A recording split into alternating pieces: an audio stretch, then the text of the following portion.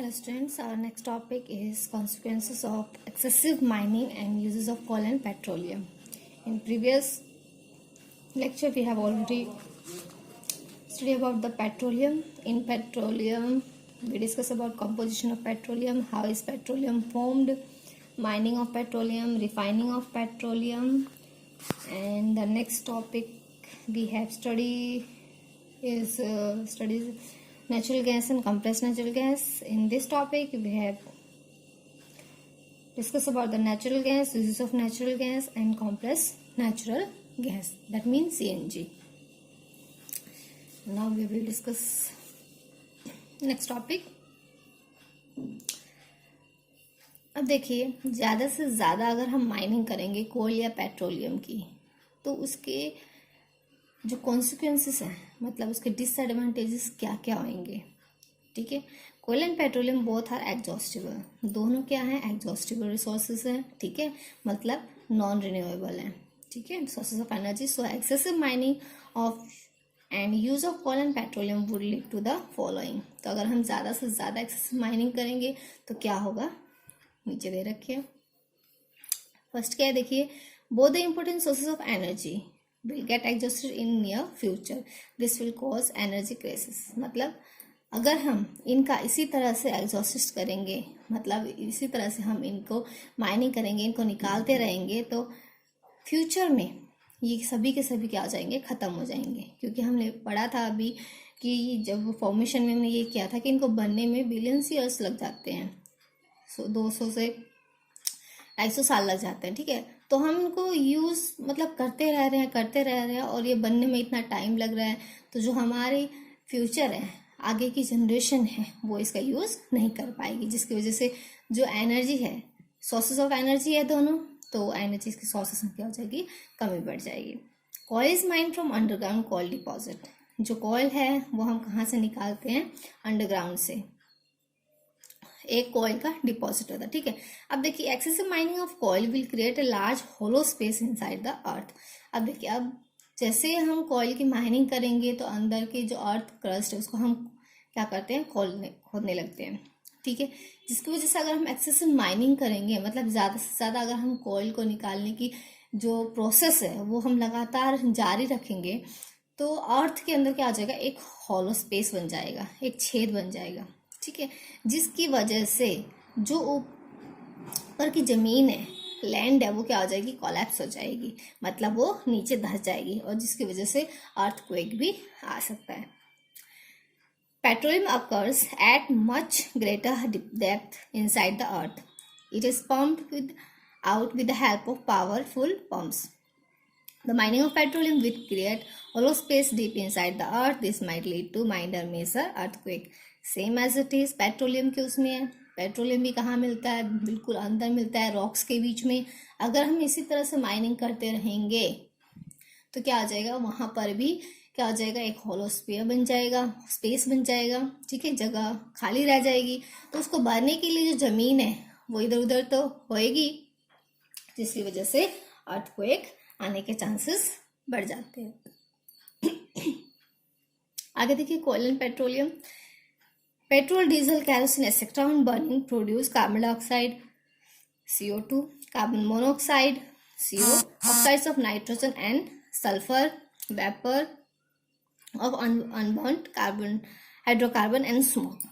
देखिए, जब हम कोयल या फिर पेट्रोलियम से पेट्रोल, डीजल, कैरोसिन जो भी आते हैं, जब इनको बर्न करते हैं तो कार्बन डाइऑक्साइड, कार्बन मोनोऑक्साइड और oxides of nitrogen and sulphur, SO2, SO3, NO2 and 3, ऐसे वेपर्स ऑफ अनबर्न्ड हाइड्रोकार्बन, ठीक है, और स्मोक, धुआं, इनको क्या करते हैं, प्रोड्यूस करते हैं.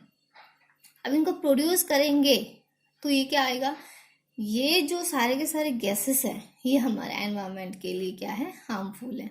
देखिए, carbon dioxide, release of excessive amount of carbon dioxide will give rise to the greenhouse effect. अगर ज़्यादा से ज़्यादा कार्बन डाइऑक्साइड क्या हुआ, एक्सेसिव अमाउंट में ज़्यादा से ज़्यादा कार्बन डाइऑक्साइड अगर रिलीज हुआ तो वो किसको करेगा, ग्रीन हाउस इफेक्ट को रेज करेगा. Due to greenhouse effect की वजह से क्या हो जाएगा, जो टेम्परेचर है अर्थ का टेम्परेचर भी क्या हो जाएगा, बढ़ जाएगा, जिसको हम कहते हैं global warming.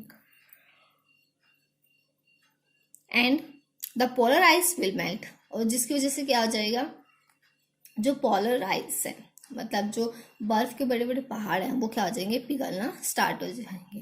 This will cause flooding of low lying areas, अगर बर्फ पिघलेगी तो पानी बन के निकलेगा, तो क्या कॉज हो सकता है, फ्लडिंग, बाढ़ आ सकती है।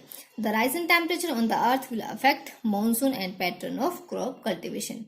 अब अगर टेम्परेचर रेज होगा, टेम्परेचर बढ़ेगा, तो जो मानसून होती है, मानसून की बारिश होती है, जो मानसून आती है उसके ऊपर भी फर्क पड़ेगा, और जो क्रॉप होती है, क्रॉप कल्टीवेशन मतलब जो हम खेती बाड़ी करते हैं, एक लगाने का टाइम और एक काटने का टाइम, ठीक है, मतलब ग्रोइंग एंड द हार्वेस्टिंग, जो ये टाइम होता है ये भी क्या हो जाएंगी, चेंज हो जाएंगी। और जो पैटर्न है जैसे रबी क्रॉप्स एंड खरीफ क्रॉप, जो टाइम था वो भी क्या हो जाएगा, गड़बड़ा जाएगा।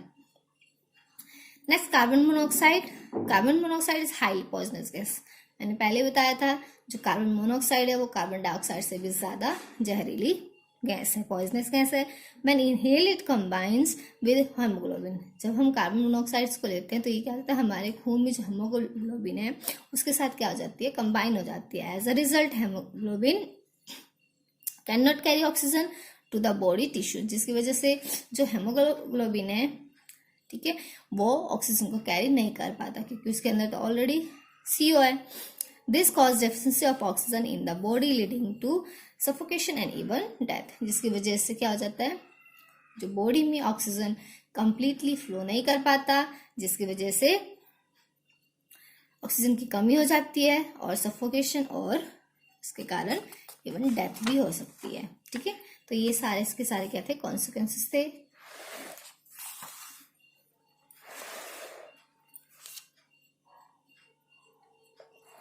Next, oxides of sulfur and nitrogen. These gases will cause respiratory problems and acid rain. ये क्या करते हैं, एसिड रेन की जब आप डेफिनेशन किया था तब oxides of sulphur and nitrogen इसमें मिक्स थे, ठीक है। Acid rain cause corrosion of lime, marble and metallic structures. जब एसिड रेन होती है, जैसे अगर मान लीजिए बहुत महीनों से या बहुत दिनों से बारिश नहीं हुई, तो जब पहली बारिश होती है तो जो भी गैस किसके, नाइट्रोजन और सल्फर के जो ऑक्साइड्स होते हैं वो एयर में प्रेजेंट होते हैं, तो जब बारिश होती है तो बारिश की बूंदों के साथ ये गैस मिक्स होके क्या होते हैं, नीचे आते हैं, तो उसको हम क्या कहते हैं, एसिड रेन। तो यही एसिड रेन क्या कॉज करते हैं, इसकी वजह से क्या होता है, कॉरोजन ऑफ लाइम, जो लाइम उनमें जंग लग जाते हैं, मार्बल्स और मेटेलिक स्ट्रक्चर्स में क्या हो जाते हैं, जंग लग जाते हैं, और इनका जो कलर है वो भी क्या हो जाता है, फेड हो जाता है, ठीक है, जैसे कलर चेंज हो जाता है, येलोइश आ जाता है। Next, some natural resources are limited. देखिए कुछ नेचुरल रिसोर्सेज, वैसे तो नेचुरल रिसोर्सेज लिमिटेड ही होते हैं क्योंकि वो